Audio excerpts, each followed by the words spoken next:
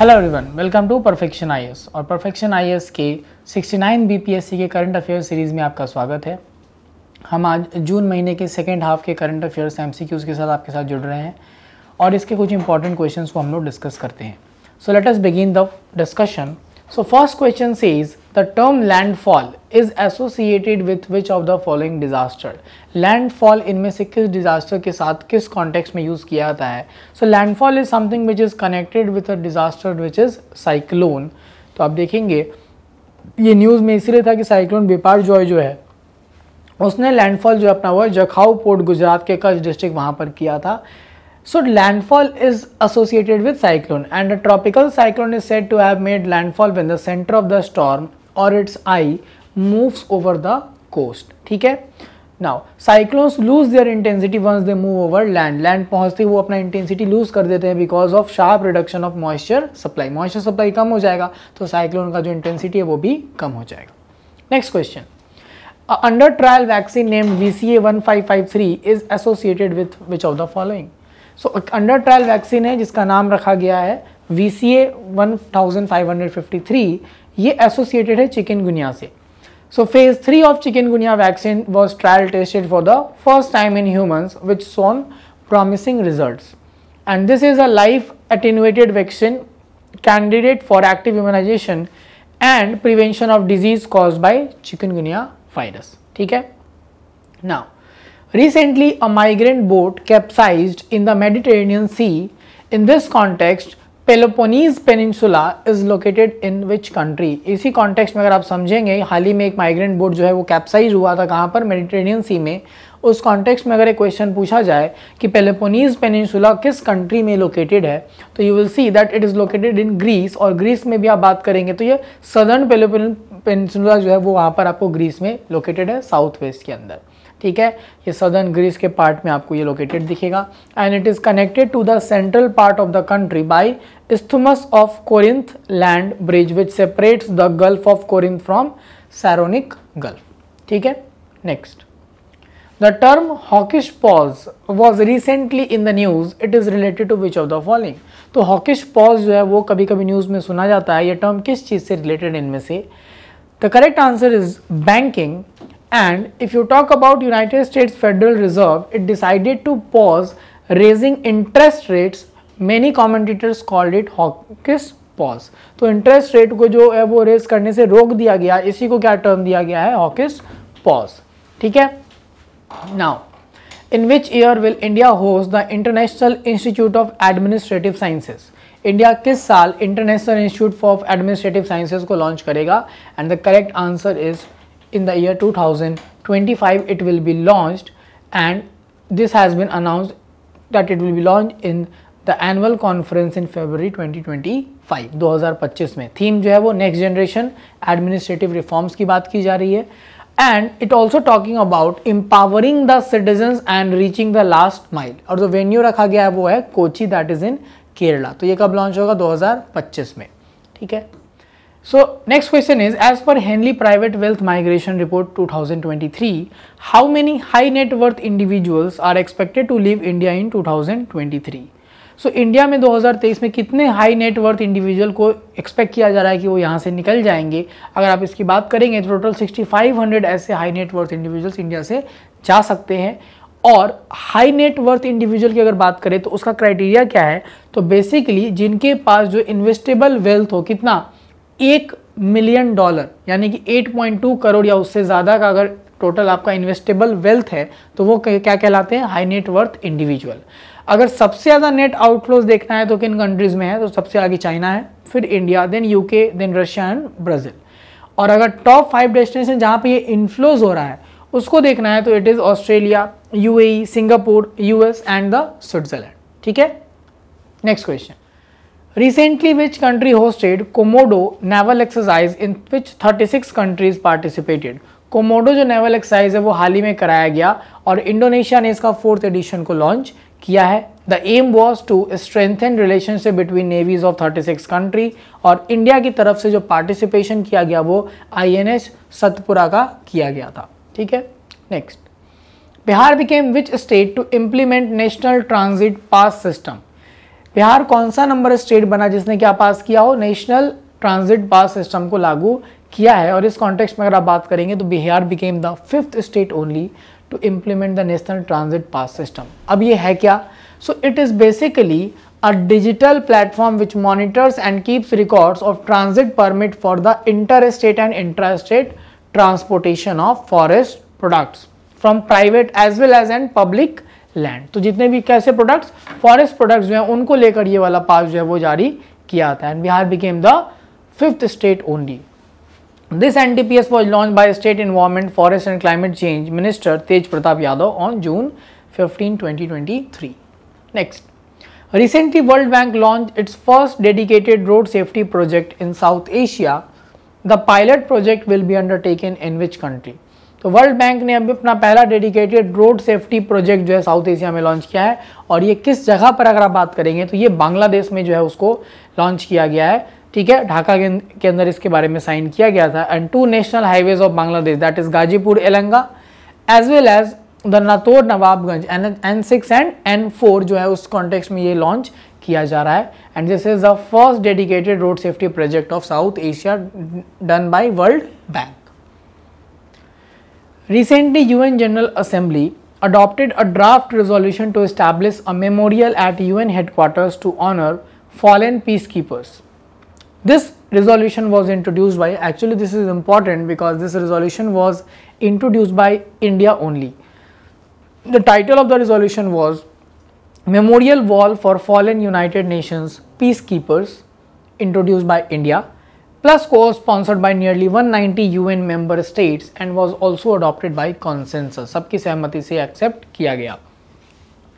In 2015, India launched a virtual memorial wall dedicated to the Indian peacekeepers who made the supreme sacrifice. So UN peacekeepers के लिए जो initiative है वो India ने लिया। Next, the United Nations of America announced its intention to rejoin UNESCO in July 2023. Now what UNESCO stands for? तो आपको पता है कि डोनाल्ड ट्रंप ने यूएस को यूनेस्को से विड्रॉ कर लिया था। तो अभी यूएसको ने फिर इसको ज्वाइन करने का सोचा है। तो यूनेस्को का फुल फॉर्म जो अगर आप समझेंगे वो क्या होगा यहाँ पर इन दोनों कॉन्टेक्स्ट में, अगर आप तो आप देखेंगे यूनाइटेड नेशन एजुकेशनल, अगर आप समझेंगे United nation educational scientific and cultural organization, UNESCO stands for this. And USA ने along with Israel it left UNESCO on December 31st 2018 under the Trump administration. ठीक है, next, which IIT has developed mobile air pollution monitoring system? तो IIT Madras ने एक mobile air pollution monitoring system को launch किया है। ठीक है, उनके रिसर्चर्स के द्वारा लॉन्च किया गया है। And it is developed under data science and IoT based method से ये किया गया है।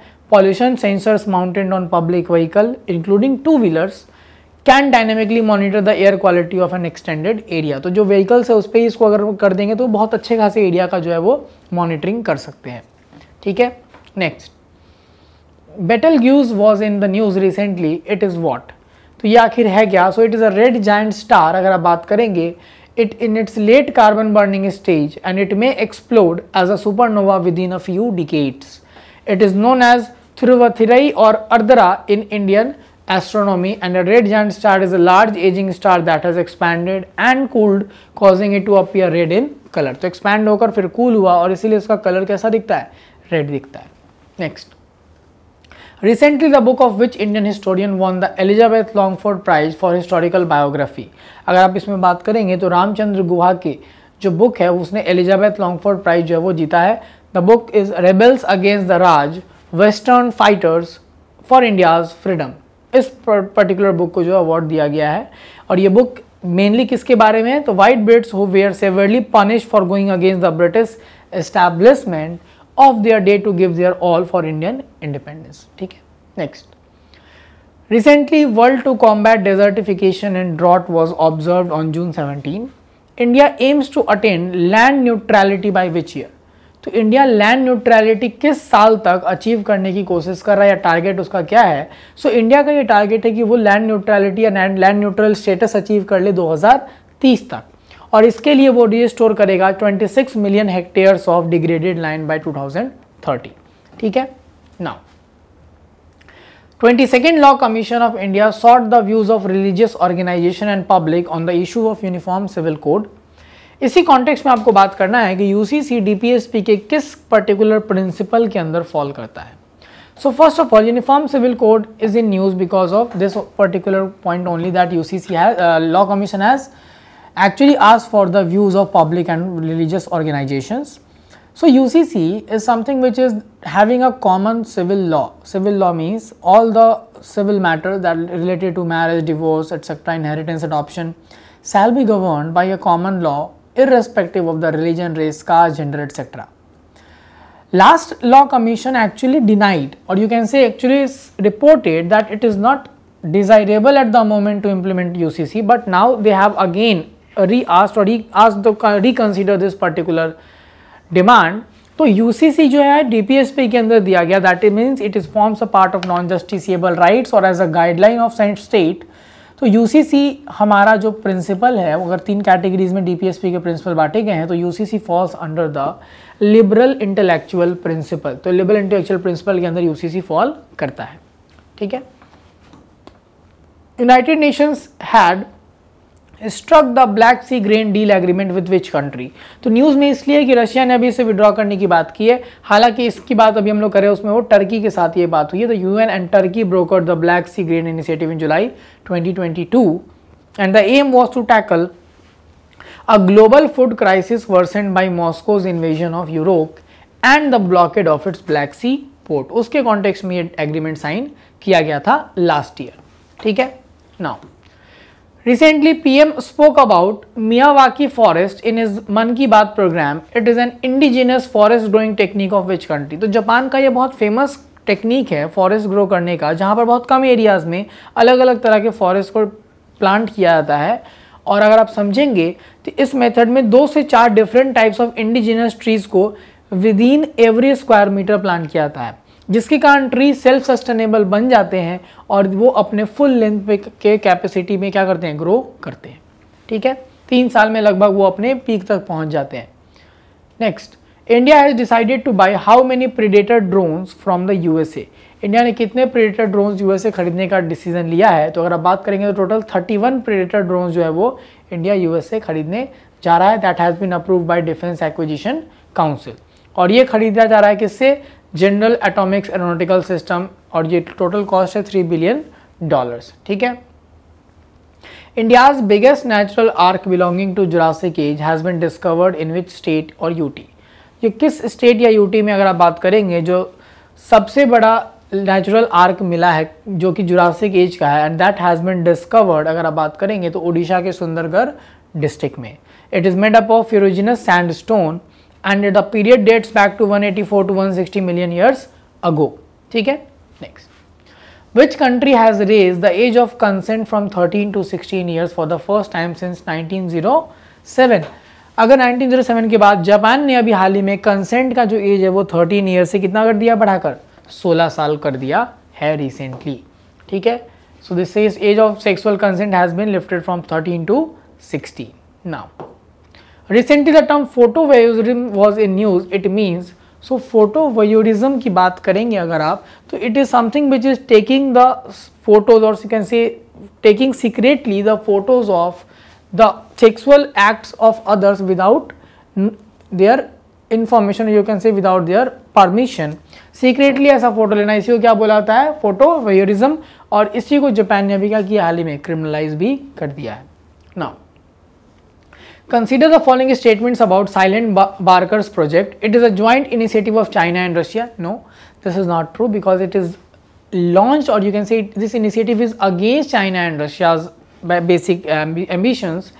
It aims to neutralize western threats in South China Sea using submarines. No. अगर हम बात करेंगे इसके बारे में तो ये यूएस के स्पेस फोर्स के द्वारा एक कॉन्स्टलेशन ऑफ सैटेलाइट लॉन्च किया गया है जो कि चाइना और रशिया का स्पेस में थ्रेट से उसको डील करेगा, प्रोटेक्ट करेगा, जिसका नाम है Silent Barker. Main focus is tackling Russian and Chinese spying on them through satellites. ठीक है. Now consider the following pairs about 4th National water Awards. तो ओवरऑल अगर बात करें winner Gujarat, no this is also not correct.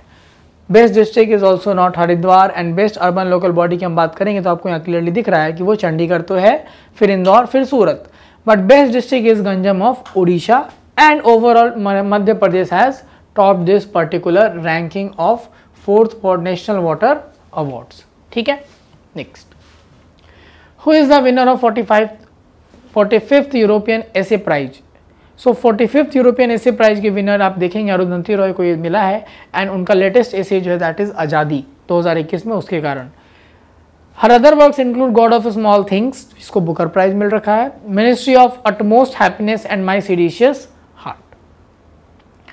Recently a deep diving submersible vessel went missing in the area of Titanic wreck in the North Atlantic Ocean. The name of the submersible is. So आपने news में सुना होगा कि एक recent voyage था वो, जो कि ये जानने के लिए कि आखिर टाइटैनिक के डूबने का राज क्या था, व्हाट वाज द रीज़न। सो उसको आइडेंटिफाई करने के लिए एक सबमर्सिबल गया था जिसका नाम था टाइटन। ओशियन गेट के द्वारा ये स्पॉन्सर्ड वोयाज था, and but that also went missing, and then later it was found that all the members of that particular submersible found dead. So this was, the name was Titan. This was operated by Ocean Gate. Now, newly launched online course named Dakshta applies to which of the following?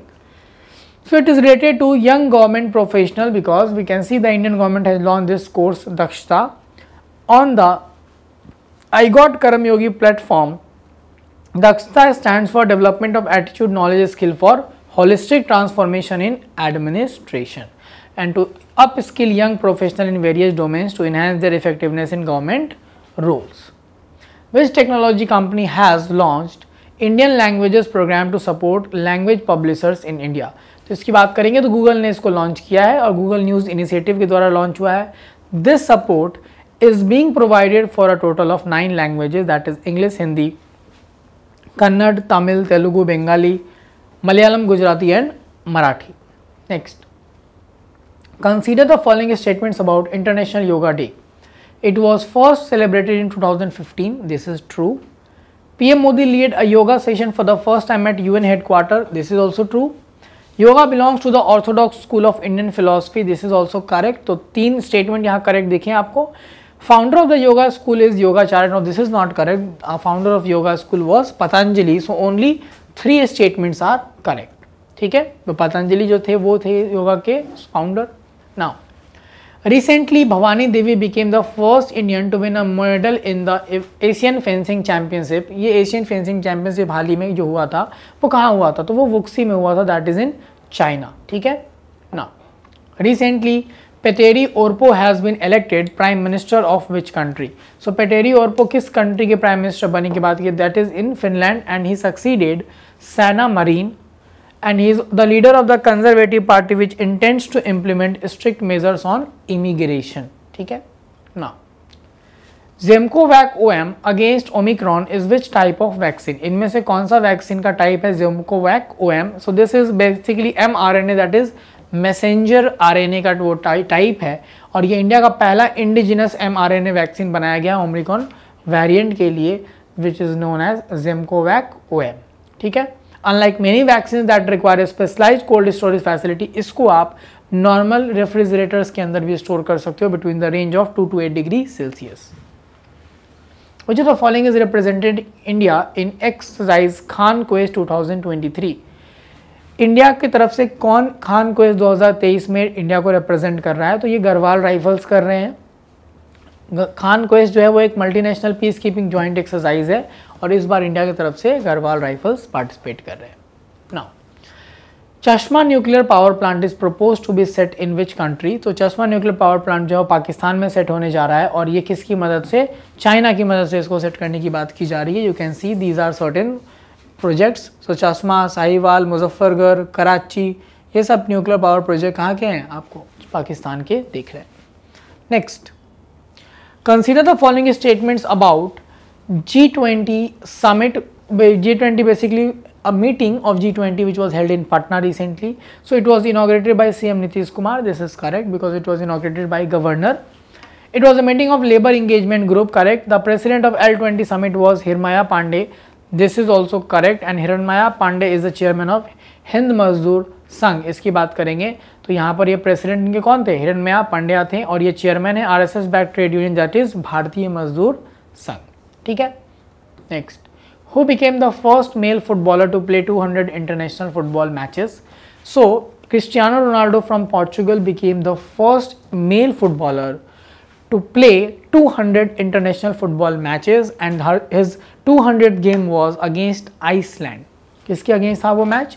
Iceland के खिलाफ उन्होंने अपना 200 game जो है वो हाल ही में खेला है in the European क्वालिफायर्स. Next, from Bihar, who has been awarded the National Florence Nightingale Award 2023. So National Florence Nightingale Award जो बेसिकली नर्सिंग के लिए दिया जाता है वो इस बार इनमें से किनको दिया गया है, and that has been given to Gayatri Kumari and Droupadi Murmu conferred this particular award to nursing professional. From Bihar, miss Gayatri Kumari जो है वो auxiliary nurse and midwife category जो है दैट इज ANMF उसमें आपको दिया गया है. Next, recently integrated stimulator complex Dhruv was launch eight which of the following places. तो ये लॉन्च किया गया आपको हाल ही में कोची में लॉन्च किया गया है, that is the integrated simulator complex. है क्या ये? तो it is an indigenously build, India में बना हुआ सिमुलेटर है जो क्या इनहेंस करता है?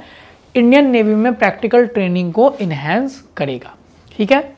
Now, which Indian Prime Minister has coined the term technology denial regime with respect to the USA?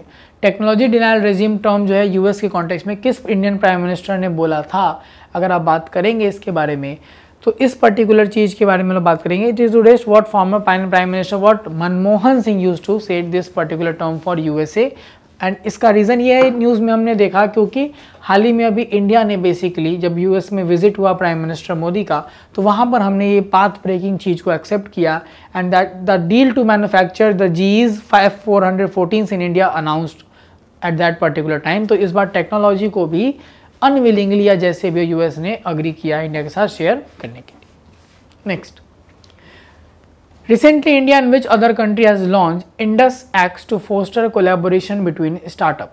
Indus act जो है वो किसके साथ इंडिया ने लॉन्च किया जो कि स्टार्टअप को फोस्टर करेगा? तो वो यूएस के साथ डिफेंस एक्सेलरेशन इकोसिस्टम जो है इंडस एक्ट ये लॉन्च किया गया था. It will foster the collaboration and innovation between Indian and US defense startups. ठीक है. Recently, which country has banned Holi celebration in university to check the erosion of Islamic identity? ये हाल ही में अगर आप बात करेंगे तो पाकिस्तान में ये रूल जारी किया गया है कि वहाँ पर होली क्या नहीं होगा, सेलिब्रेशंस नहीं किए जाएंगे. ठीक है.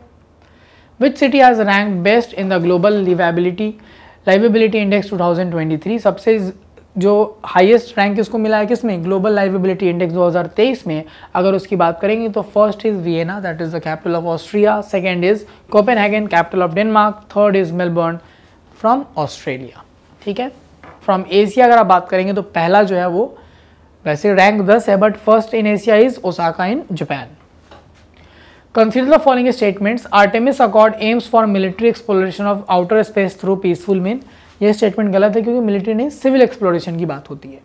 दूसरा, it is based on the outer space treaty of 1967. This is also correct. Third, recently India has joined the Artemis accord. This is also true because India has joined this accord recently जो कि United states के द्वारा लाया गया था और ये collaborative effort है जो कि सिविल स्पेस एक्सप्लोरेशन को लागू करता है. Next, international day of women in diplomacy was celebrated on June 24. Which SDG talks about gender equality? तो जेंडर इक्वालिटी किस पर्टिकुलर SDG का गोल या कौन सा SDG गोल जो है वो है इसमें? तो it is SDG 5 which talks about gender equality. और इस बार का जो थीम था इस particular international day of women in diplomacy का वो था breaking barriers, shaping the future, women in diplomacy for sustainable development.